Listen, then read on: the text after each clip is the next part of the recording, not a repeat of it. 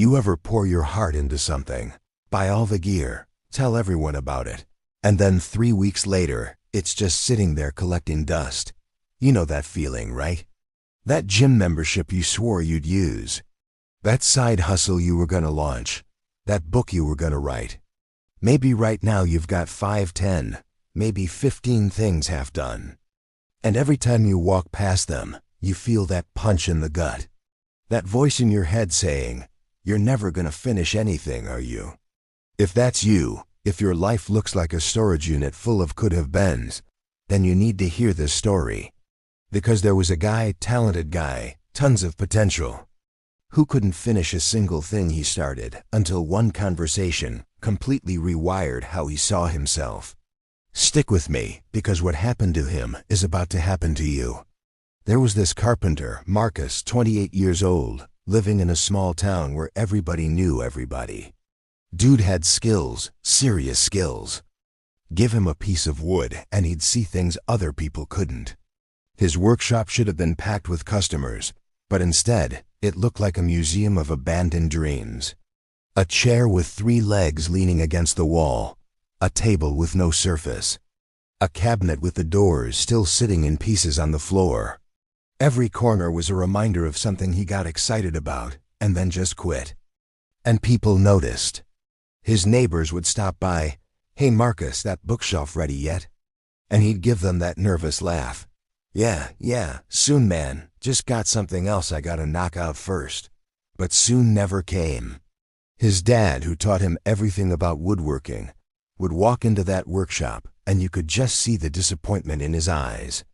"Son," he'd say, shaking his head, "it's not about how many things you start. It's about what you actually finish."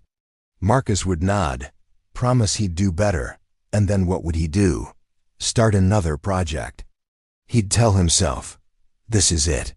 This chair right here, this is the one I'm gonna complete." But 3 days later, boom, new idea hits him. Better design, more exciting.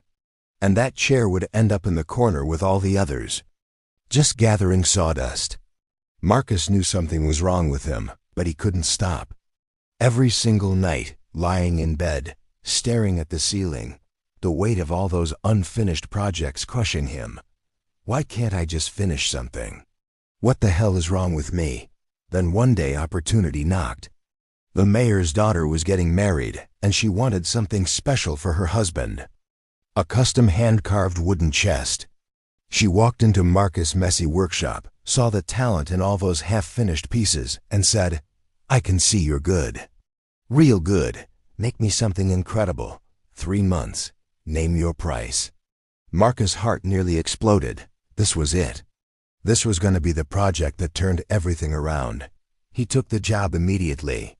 First 2 weeks he was on fire. The chest started coming together. The wood was beautiful. The carvings were insane. People would stop by and go, "Marcus, this is going to be your masterpiece, man." But then he saw this design for a jewelry box in a magazine. Just a quick side project, he told himself. "I'll knock this out in a couple days, then get back to the chest." That quick project turned into a week-long project. Then another idea showed up. Then another. 3 months evaporated. Wedding day arrived, and that chest was still sitting there in his workshop, incomplete. No lid, no lock. Half the carvings weren't even done. Marcus stood at his door, listening to those wedding bells ringing across town, knowing the mayor's daughter had to hire someone else. He lost the job. Lost the money. Lost his reputation. But the worst part, the part that really destroyed him, was he lost all respect for himself. He sat down on that workshop floor, surrounded by decades worth of almosts, and for the first time in his life, he broke down. Not because he failed once, but because he'd been failing the same exact way for years. He looked at his hands, these talented hands that could create beautiful beginnings, but never beautiful endings, and whispered, "I'm so tired of being the guy who almost did something great." That night, completely broken, Marcus walked to the edge of town where this old master carpenter named Samuel lived. Samuel was a legend. Everything he touched turned out perfect, but the guy barely spoke. When he did, though, people listened. Marcus knocked on the door. Samuel opened it, took one look at Marcus' face and just said, "Come in." The workshop was tiny, but spotless. Every tool had a home. Every surface was clean. And sitting right in the middle of the room was this wooden stool, simple, perfect, every detail dialed in. "Master Samuel," Marcus said, voice shaking, "I can't finish anything. I've got the talent. I've got ideas for days, but I can't complete what I start. How do you do it? How do you finish everything?" Samuel didn't answer. Instead, he grabbed a block of wood and a carving knife, sat down, started carving, real slow, real deliberate. After what felt like forever, he finally spoke. "You see this wood, Marcus?" Marcus nodded. "Inside this piece of wood is a spoon, but right now, the spoon's trapped.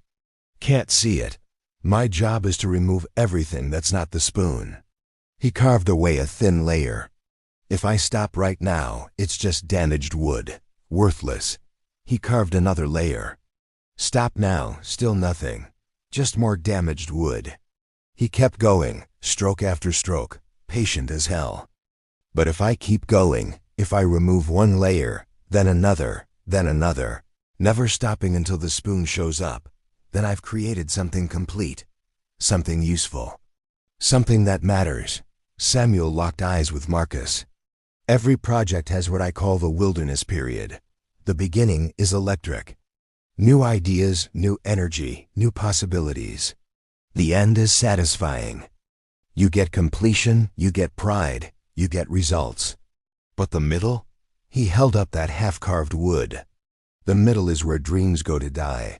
The middle is boring. It's frustrating. You start doubting yourself. Those new ideas start looking real good. That's when 99% of people quit. But here's what separates the winners from everyone else, Marcus. Finishing isn't about motivation. Motivation disappears the second things get hard. Finishing is about commitment to the process, even when you don't feel it anymore." Samuel put that half-carved wood in Marcus' hands. "For the next 30 days, I want you to try something different. Pick one project, just one. The smallest, simplest thing sitting in your workshop. And I want you to make a promise. You're going to touch that project every single day, even if it's only 10 minutes, until it's done. Even when you don't feel like it, even when it's boring, even when a shinier idea shows up." He leaned in closer. "Finish one thing, Marcus, just one. Because the man who can finish one thing can finish anything." Marcus went home that night holding that piece of wood like it was gold. He looked around his disaster of a workshop and made a decision. He picked the simplest thing in there. A little wooden stool he'd started months ago, only needed a few more hours of work to complete. "This one," he said out loud. "I'm finishing this one." Next morning, before his brain could come up with excuses, he worked on that stool for 10 minutes. That's it. 10 minutes. It wasn't exciting. It wasn't sexy. But he did it. Day 2, 10 minutes. Day 3, 10 minutes. On day 5, this incredible idea for a mirror frame popped into his head. His hands were itching to start it, but he remembered what Samuel said. He touched the stool instead. 10 minutes. Some days he'd work 10 minutes. Some days, once he got started, he'd go for an hour because the momentum took over. But he never skipped a day. On day 12, something clicked. The stool was almost done. He could see the finish line. And for the first time in years, he felt something he'd forgotten existed. Pride. Not pride in starting something. Pride in keeping going. On day 18, he sanded the final surface. On day 21, he put on the last coat of finish. On day 23, the stool was done, complete, finished. Marcus put it in the center of his workshop and sat on it. Held his weight perfectly. It was simple, but it was finished, whole, complete. Something broke inside him in that moment. Not in a painful way, but like pressure releasing. The tears came, but this time they were different. For the first time in his life, he got it. He wasn't broken. He just needed to learn how to finish. He picked a second project, then a third. Same rule every time. Touch it every day until it's done. No jumping to the next shiny thing, no bailing halfway. Weeks turned into months. That workshop transformed.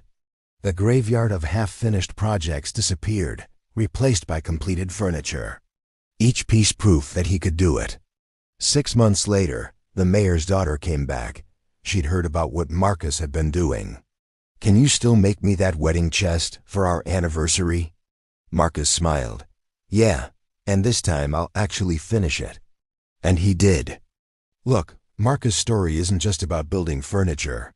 This is about you. This is about me. This is about every single person who has ever gotten fired up about something and then left it hanging. Here's the truth nobody tells you.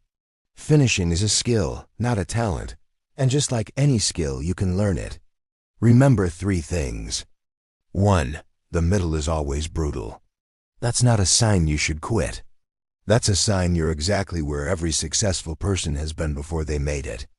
2. Finished beats perfect every single time.